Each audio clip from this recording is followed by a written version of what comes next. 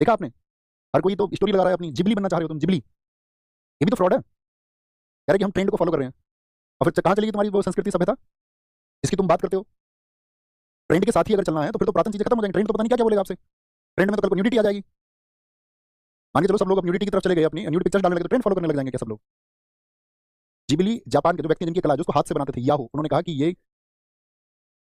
जीवन का प्रश्न चिन्ह लगाने वाली बात है। उन्होंने बहुत साल पहले आर्टिफिशियल इंटेलिजेंस के बारे में क्वेश्चन मार्क लगाया। उन्होंने कहा अगर आर्टिफिशियल इंटेलिजेंस में इतना ही दम है तो उन कामों को करे जिनको व्यक्ति नहीं कर सकते।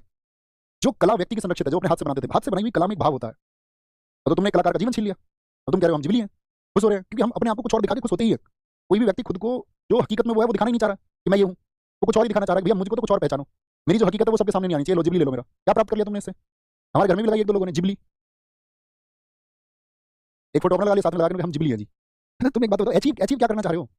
ऐसा जिबली देख के तुम्हें कौन सी खुशी हुई? उसमें तुम्हारी ना तो आंख दिख रही है साफ, ना तुम्हारी नाक दिख रही है, ना तुम्हारे कान दिख रहे हैं, ना तुम्हारी आपका खूबसूरती दिख रही है। कुछ तो उसमें दिख नहीं रहा, मतलब उसमें खुश होने वाली ऐसी कौन सी बात थी? जिसकी कला थी, जिसने उसको हाथ से बनाया, उसका प्रसन्न होना तो लाजमी है, या आपका प्रसन्न होना लाजमी है? किसी के हाथ से उकेरी गई रेखाएं हैं, किसी ने इसमें भाव भरे होंगे, तब तो समझ में आता है। इनपुट डाल के आउटपुट निकाल लेना कि हमारा जिबली मिल गया हमको तो।